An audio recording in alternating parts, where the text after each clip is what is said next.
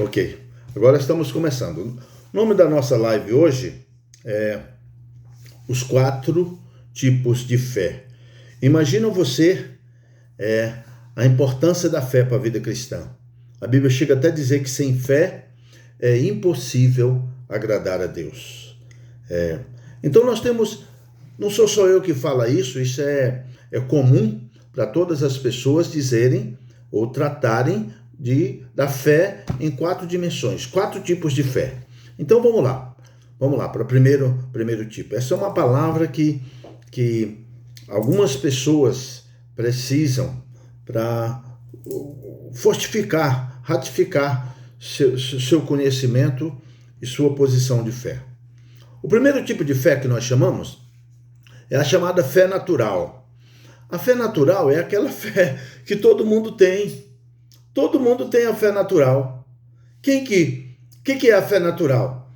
Você vai no médico, ele dá um remédio, você vai e compra o remédio.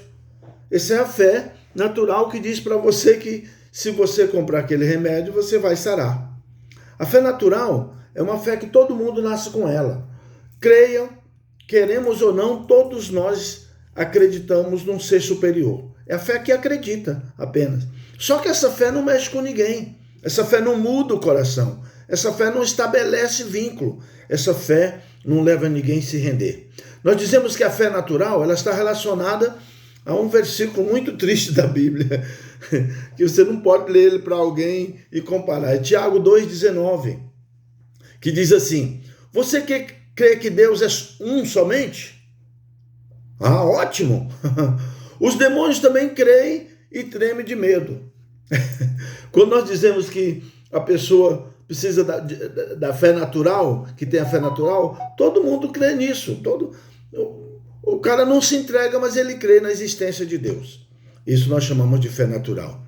É a fé que nos leva a acreditar nas pessoas, acreditar no sistema, acreditar numa visão, acreditar numa proposta que não tem nada a ver com Deus. Mas isso nós chamamos de fé natural. Todo mundo tem, nós sabemos.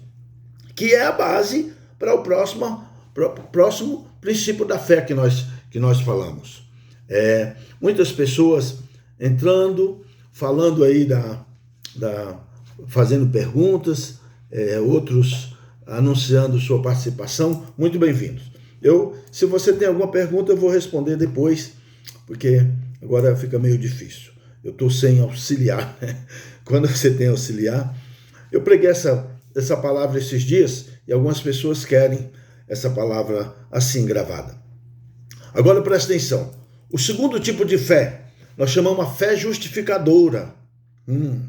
A fé justificadora é a fé que te conduz para a presença de Deus. É aquela fé que você aprende a depender de Deus. Romanos 5,1 diz: justificado, pois, mediante a fé, temos paz com Deus por meio de nosso Senhor Jesus Cristo.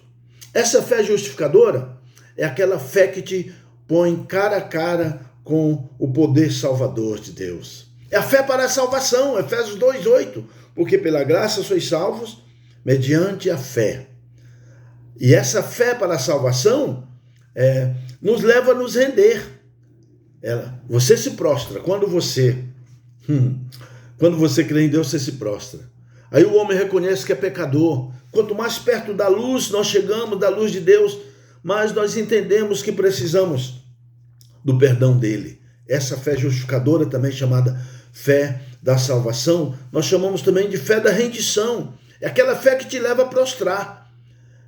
Quem crer e for batizado será salvo. Estou lendo Marcos 16:16. Quem crer e for batizado será salvo. Quem, porém, não crer será condenado. Essa fé que te leva a prostrar, te leva a pedir o batismo.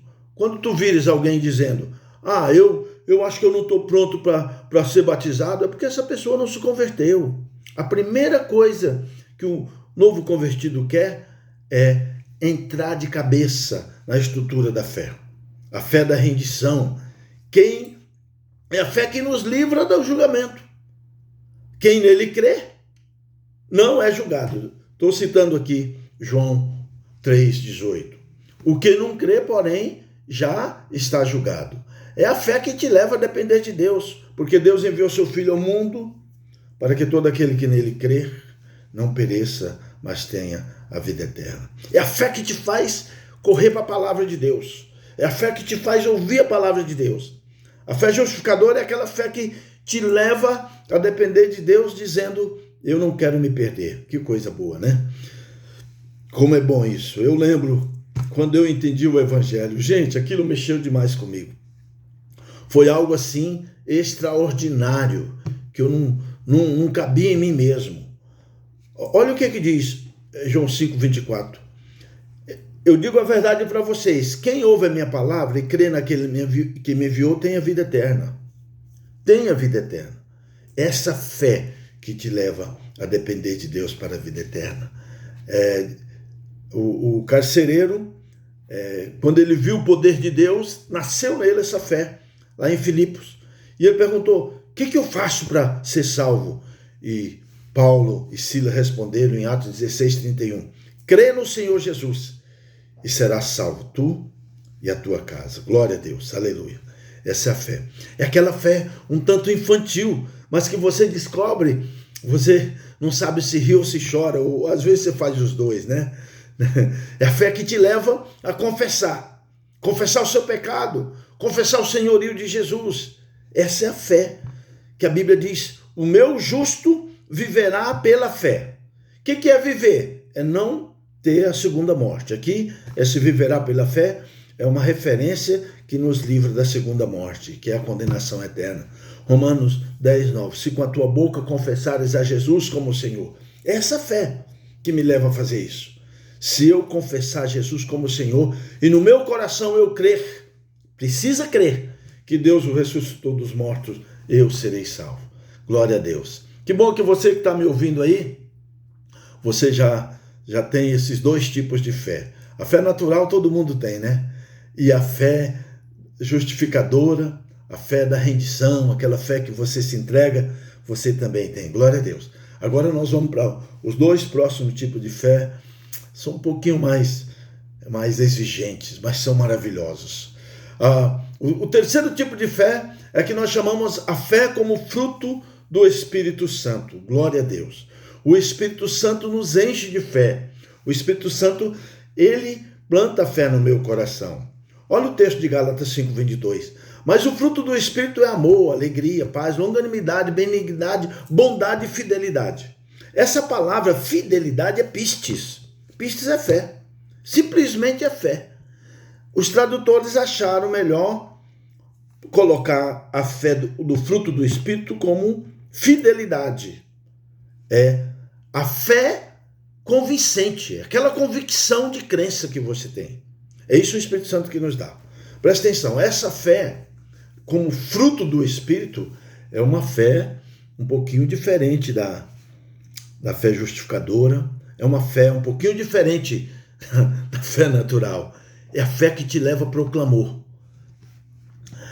A Bíblia diz assim, Lucas 18:7. Porventura não fará Deus justiça aos seus escolhidos, que a ele clamam de dia e de noite, embora lhe pareça demorado em defendê-los? O que a Bíblia está dizendo? Que a fé, como fruto do Espírito, é a fé que te joga para os joelhos, para clamar. Meu irmão, você começa a crer no sobrenatural. Com essa fé você começa a crer que as coisas de Deus estão alcançáveis, estão patentes para você alcançar. É o clamor, a fé do clamor. É a fé da insistência. 1 Tessalonicenses 3:10 diz: orando noite e dia com o máximo empenho para vos ver pessoalmente e corrigir as deficiências da vossa fé. O que Paulo está dizendo aqui? Que a fé, como fruto do Espírito, te põe de joelhos. Você ora, você busca Deus, você deseja a medida de Deus, você quer mais de Deus. A gente sempre quer mais de Deus, não é? A gente sempre quer mais de Deus. A pessoa que tem essa postura de fé, ele vai querer mais de Deus. Olha, orando noite e dia. Sabe, a fé como fruto do Espírito é a fé dos sinais. É a fé dos sinais. A Bíblia diz assim, Marcos 16, 17. Estes sinais seguirão os que creem. Quem são os que creem? Aquelas pessoas que têm a fé como fruto do Espírito. Você está cheio do Espírito Santo? Então você tem esse fruto da fé que te faz avançar, da fé que te faz crescer, da fé que te joga no jejum. É pela fé que nós jejuamos. É pela fé que nós perseveramos. É pela fé que a gente enfrenta sofrimento e não se desvia. É pela fé que nós vencemos o diabo. É pela fé que nós vencemos o pecado. É essa fé do fruto, como fruto do Espírito Santo. Estes sinais seguirão os que creem. Em meu nome expulsarão demônios. É pela fé que você expulsa demônios. Se você não expulsou demônios, está na hora de você começar. Falando novas línguas, pegarão as serpentes, se beber alguma coisa mortífera não lhes fará mal. Olha aqui o que faz a fé do fruto, como fruto do Espírito. Se impuserem as mãos sobre enfermos, eles ficarão curados. Eu conheço tanta gente que não tem cargo nenhum, não tem posição nenhuma de destaque, como diz, de reconhecimento da estrutura eclesiástica, mas eles se jogam, eles se lançam de tal maneira diante de Deus e as coisas começam a acontecer. Eu lembro quando nós começamos nossa igreja aqui em Curitiba, a gente fazia uma oração, foi lá no início dos anos 90, uma oração de meia hora antes do culto. Era só isso. As pessoas eram batizadas no Espírito no louvor. Na hora do louvor, as pessoas corriam para frente e caíam de joelho, chorando, em lágrimas. Por quê? Porque tinha um povo que orava, que buscava, jejuava. E a gente começou a ganhar tantas pessoas, paralítico andando, canceroso sendo curado, poder de Deus manifestando. Uma mãe de santo que se converteu trouxe um impacto na vida de algumas pessoas que você não pode imaginar. Essa fé é a fé que te sustenta. Você sabia que a fé como fruto do Espírito te mantém na igreja? A gente sempre diz assim, a pessoa que se desviou, ele caiu da fé ou enfraqueceu na fé. A fé como fruto do Espírito é aquela fé que te mantém vibrante, alerta diante de Deus, posicionado. Será se você que está me ouvindo hoje está esfriando? Presta atenção. A frieza espiritual é a marca dos últimos dias. E por se multiplicar a iniquidade, o amor se esfriará de quase todos. Eu estou citando para você Mateus 24:12. É uma marca dos últimos dias que se por se multiplicar a iniquidade, o amor vai se esfriar. Misericórdia. Querido, sabe como o amor esfria? Quando você perde a coragem de orar, não lê mais a Bíblia, você não tem mais força para testemunhar, ir para a igreja é um fardo para você. Meu Deus, meu Deus, meu Deus. Por isso a Bíblia diz, o caminho é estreito.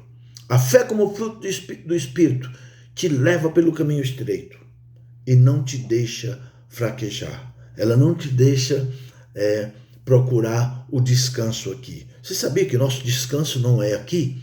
Você não foi chamado aqui para descansar. A nossa pátria está nos céus, de onde também aguardamos o Salvador. Glória a Deus. Já falamos de 3 tipos de fé. Eu quero terminar rapidinho. É uma live de 20, 25 minutos, tomara que eu termine. Agora vamos falar do 4º tipo de fé. Esse aqui é fantástico. Queridos, esse assunto que eu vou falar com você agora, da fé como dom do Espírito Santo, não é fruto do Espírito, é dom do Espírito Santo. Isso me acompanha há 40 anos, talvez mais. Eu clamo, vivo gemendo em cima desse assunto. A Bíblia diz em 1 Coríntios 12:9, há outro no mesmo Espírito, a fé. Está falando aqui dos dons. Há outro no mesmo Espírito, dons de curar. Você entende? O dom da fé é diferente do dom de curar. E a gente diz aqui que o dom da fé é um dos principais dons da experiência cristã que o Espírito Santo libera para nós. Glória a Deus. Quero animar você e dizer para você, que tal você desejar ardentemente, como criança recém-nascida, o dom da fé? Agora eu vou explicar o que é isso. Vamos explicar isso aqui. Isso aqui é meio complicadinho, mas dá para você entender.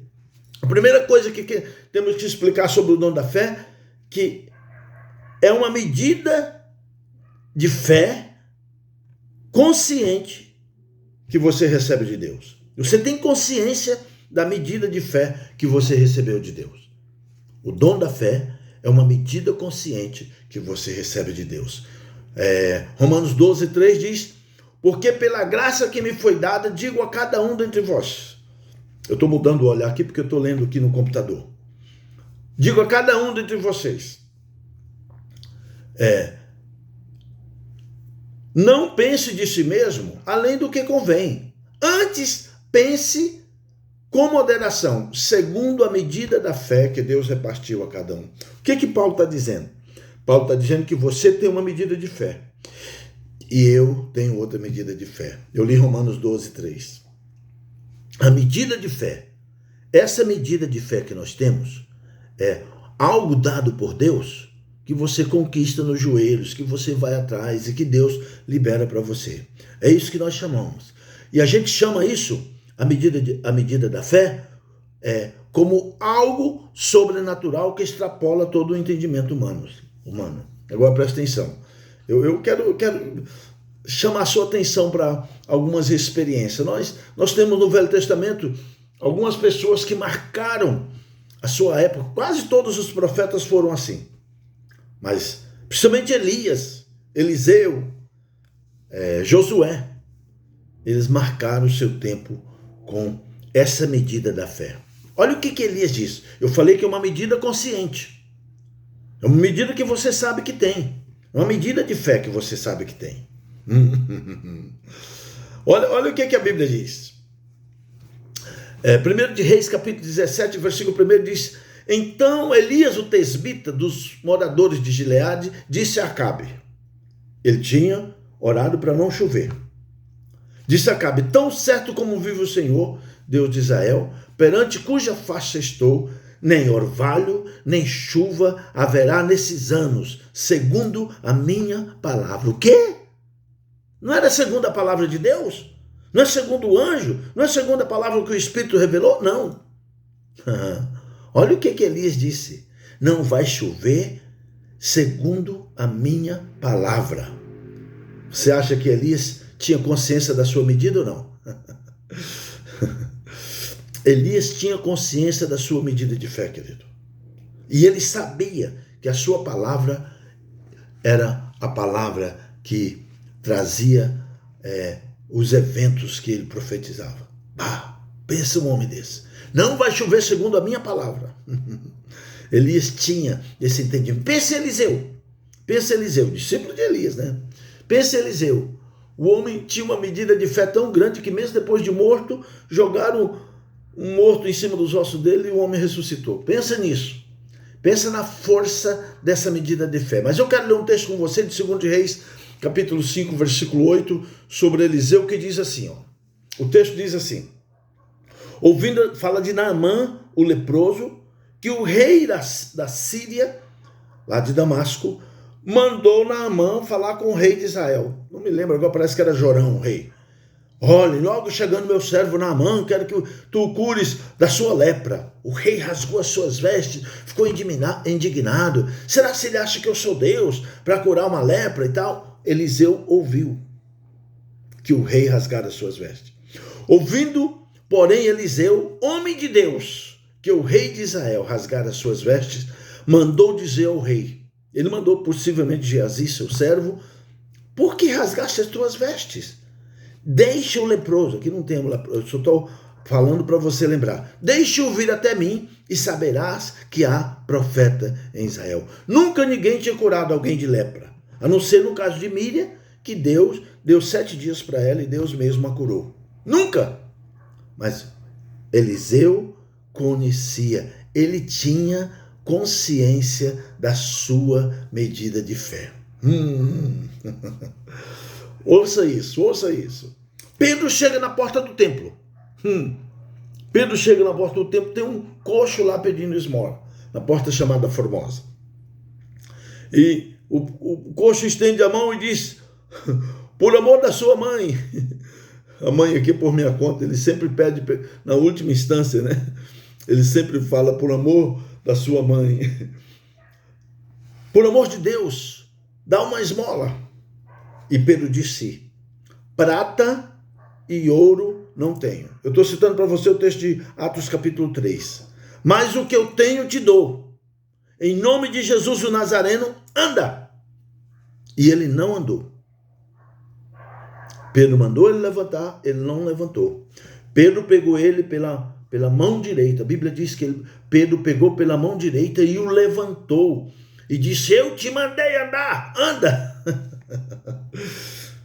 O que Pedro tinha? Não tinha prata nem ouro. Mas ele disse, o que eu tenho eu te dou. O que Pedro tinha?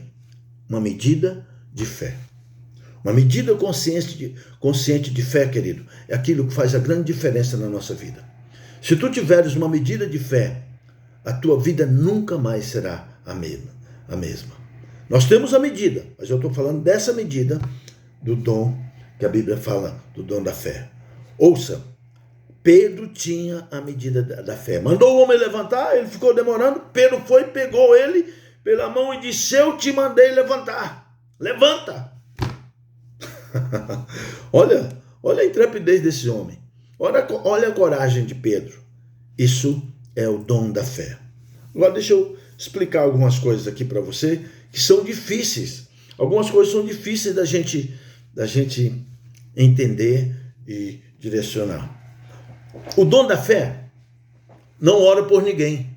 Quem tem o dom da fé não ora por enfermo. Ele fala com a enfermidade. Isso aí vai ser uma próxima palavra que eu vou ministrar. Vamos ver se dá semana que vem, eu aviso para você. Se você que está participando, se quiser continuar, você continua. A próxima palavra vai ser falando a sua montanha. Como é que eu vou falar a minha montanha? A montanha me obedece? Tem que obedecer. Deixa eu contar uma historinha. Como é que o dom da fé, você não ora mais por enfermos. O dom da fé não é para você orar por enfermo. Eu tinha um amigo nos Estados Unidos que veio me visitar aqui em Curitiba, muitos anos atrás, e ele era casado há uns 10 anos e não tinha filho. Uma esposa linda. E ele chegou aqui e eu digo, cadê os filhos, rapaz? 10 anos, a minha esposa não pode ter filho. Eu falei, eu vou orar por ela, ela vai engravidar. Você não está entendendo. Você não está entendendo, disse ele. O médico disse que ela não pode ter filho. Eu virei para ele assim, muito tranquilo, como eu sempre fui, né? Eu disse, quem não está entendendo é você. Eu disse que eu vou orar por ela e ela vai ter filho. Ou você não quer que ela tenha? Eu quero. Aí, levamos essa moça lá para a igreja. A esposa pôs a mão na barriga dela, um pôs no ombro, outro segurou no braço, outro tocava no cabelo. Todo mundo lá, fizemos um auê orando por ela. E eles foram embora para os Estados Unidos. 5 anos depois eu fui lá visitá-los. Cheguei lá, 2 gurizinhos, mais ou menos de 3 anos, de 2 anos e meio, 3 anos. E eu disse, eu sabia que a minha oração era poderosa. Olha aí. E eu falei, olha. Eu digo, mas como que você teve 2 filhos, um moreno e outro loirinho? Eu não te falei que minha esposa não pode ter filho? Nós tivemos que adotar. Bah! E a gente estava na mesa naquela hora. Não foi bom o que eu fiz. Eu sempre sou equilibrado, mas ali eu meti a mão na mesa, pus o dedo no nariz dela, com meu inglês todo quebrado, e falei para ela, eu mandei você ter um filho? Eu não mandei? E ela mandou. Então trate de tê-lo. Eu não vou mais orar por você. E você vai ter o filho que eu mandei. Ah, foi ruim. O jantar perdeu o sabor depois daquilo. Não foi muito sábio da minha parte falar. Depois eu fui dormir. Por que eu falei aquilo? A gente fica meio mal, né?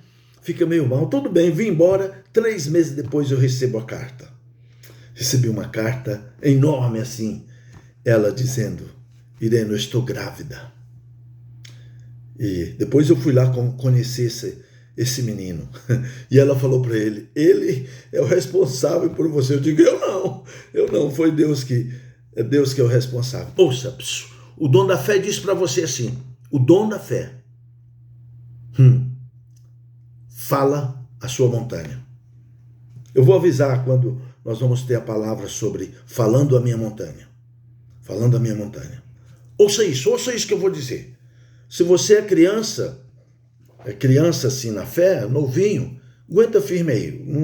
Não vai me julgar, dizer que eu estou falando heresia, porque não é heresia. Mas eu quero explicar algo para você que talvez você nunca ouviu.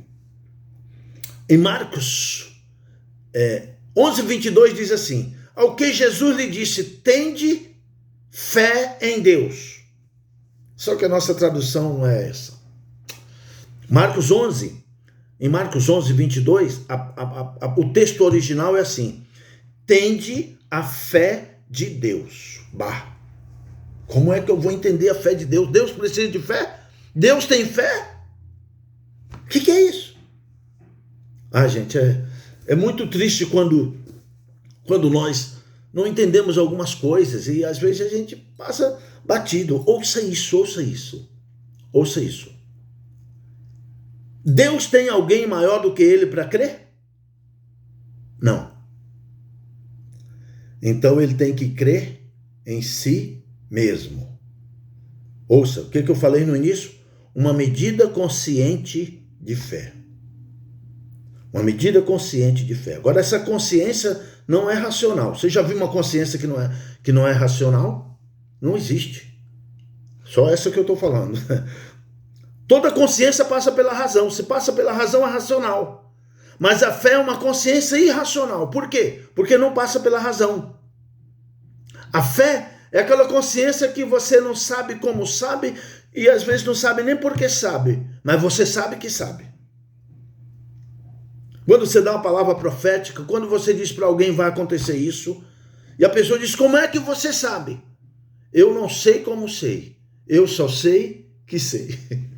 Já aconteceu com você? Quantas vezes a gente já fez isso, né? E Marcos diz, ao que ele respondeu, Jesus, tende a fé de Deus. Ouça o que eu vou dizer para você. Não vai ser dizendo que eu falei heresia não, tá? Ouça o que eu vou dizer para você. A medida da fé que nós recebemos de Deus como dom da fé é algo que me ensina a crer em mim mesmo. Não em mim, na palavra que eu falar. Aí é mais difícil. Ouça isso. Você aprendeu desde pequeno, ensinaram você a crer em Deus, sim ou não? Verdade.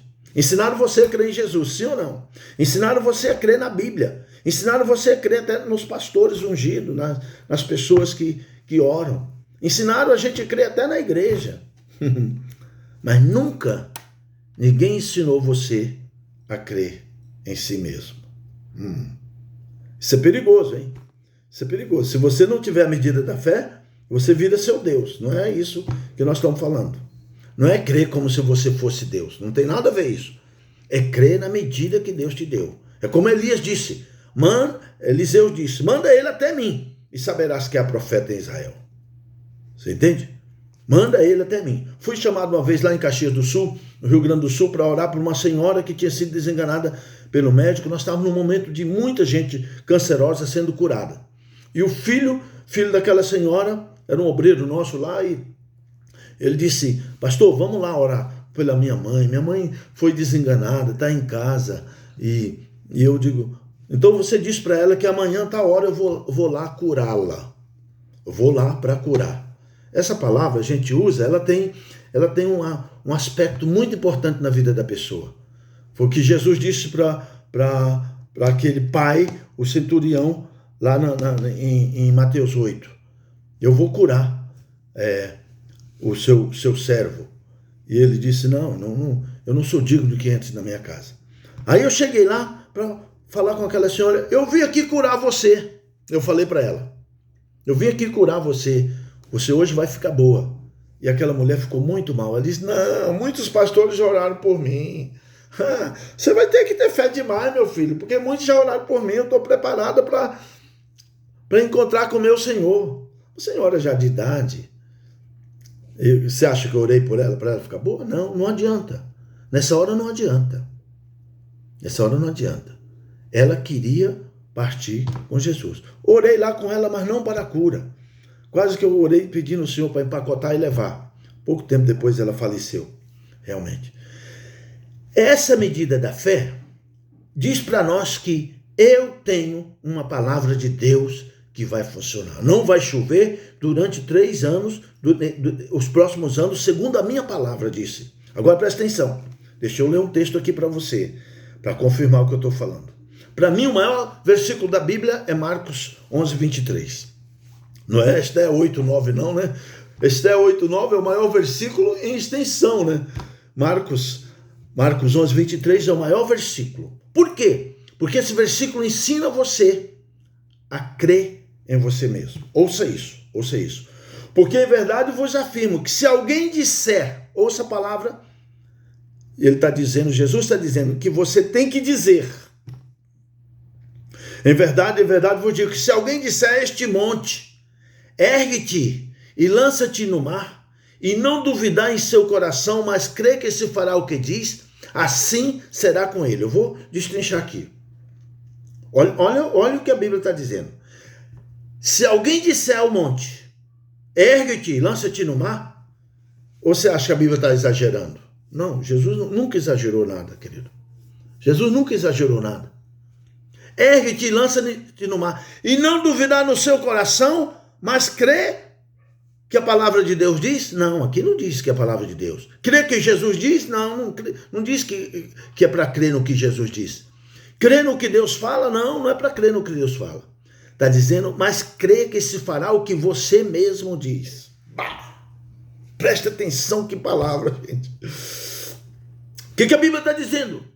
Você tem a medida da fé. Deus te deu a medida da fé. Você vai liberar a palavra e você vai crer nessa palavra. Você vai crer nessa palavra. Bah, isso é fantástico, né? Isso é fantástico. Vou ensinar como é que isso funciona. Pelo menos para mim, no nosso caso. Uma vez eu estava numa reunião de quinta-feira à tarde e era mais ou menos às 3 horas. Eu tinha 2 reuniões, uma que começava às 3 e outra que começava às 7h30 da noite. E era pouca gente, tinha lá umas 60, 70 pessoas. Nós tínhamos o cinema aqui em Curitiba, a gente fazia essa reunião no cinema, e na hora que eu peguei o microfone, eu cantava 2 músicas, eu já começava a orar, expulsando demônios e ajudando muita gente ali. Tinha um grupo de obreiros que me ajudavam. Eu olhei para a minha direita e tinha uma senhora com o braço cruzado assim. Eu apontei para ela e disse, hoje Deus está liberando tudo que você veio buscar. Só falei isso, não sei por que eu falei. Aquela mulher saiu feito uma louca, pegou a bolsa dela, saiu correndo. E eu fiquei mal, porque o que eu falei para essa mulher? Sabe o que ela fez? Ela saiu lá fora, pegou um orelhão, naquele tempo não tinha celular, né? Pegou um orelhão, era no centro de Curitiba, ligou para a filha e disse, o pastor disse que é hoje. E eu estou pegando um táxi indo aí para casa. A filha ligou para uma pessoa interessada. Quando ela chegou lá, a pessoa já estava, era o último dia, aquela quinta-feira, era o último dia para ela pagar uma hipoteca da casa. Ela ia perder a casa por um valor bem menos do que a metade, por causa dessa hipoteca. E ela queria vender a casa e não estava conseguindo. Ela estava fazendo uma campanha para isso. Só sei que ela saiu às 3h30, 4h30 mais ou menos, ela já estava no cartório com aquele homem e que deu um cheque administrativo para ela. E à noite ela voltou.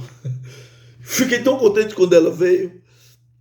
E ela falou, e ela deu um testemunho. Ela disse, diante daquela sua palavra, eu liguei para minha filha fez uma ligação, o homem veio correndo, nós fomos no cartório, assinamos o documento e eu não perdi minha casa.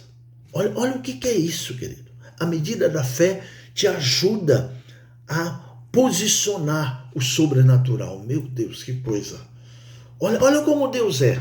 Ele diz assim, se você crer no que você diz, é como Elias, não vai chover segundo a minha palavra.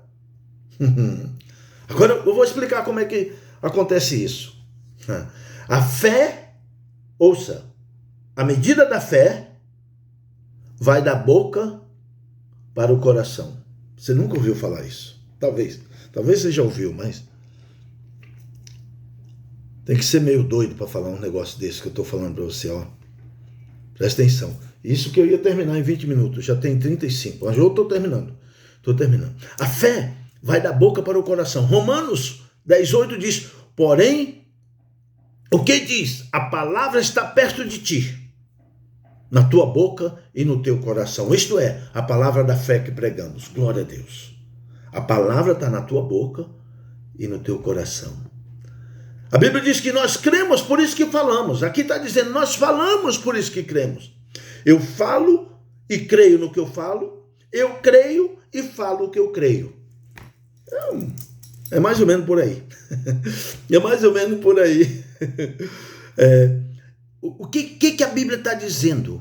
Que Deus vai confirmar o que eu estou falando. Eu quero ler o último versículo com você. Esse versículo, como diz, é para derrubar toda dúvida, para derrubar todo o cansaço de fé que pode estar acontecendo na sua vida. Esse texto que eu vou ler para você está em Isaías 44, Isaías 44, versículo 26. Ouça só o que a Bíblia diz. Isaías 44, versículo 26 diz assim, no 25, no 44, 25 diz assim, ó, deixa eu ler aqui. Eu sou Deus que desfaço, olha o que Deus está dizendo, desfaço os sinais dos profetizadores de mentira e enlouqueço os adivinhos, que faço tornar atrás os sábios, cujo saber converto em loucura. O que Deus está dizendo? Aqueles profetas falsos, se alguma coisa que ele falou está próximo, possível de acontecer, eu não deixo acontecer, eu enlouqueço ele. Mas, versículo 26, essa aqui é para você. Essa é a palavra para você que nesta noite tirou esse tempinho aí para ficar ouvindo a nossa live. 26 diz assim, eu confirmo a palavra do meu servo e cumpro o conselho do meu mensageiro. O que a Bíblia está dizendo? Que a palavra está na tua boca e vai para o coração. Eu falo com a boca e creio com o coração.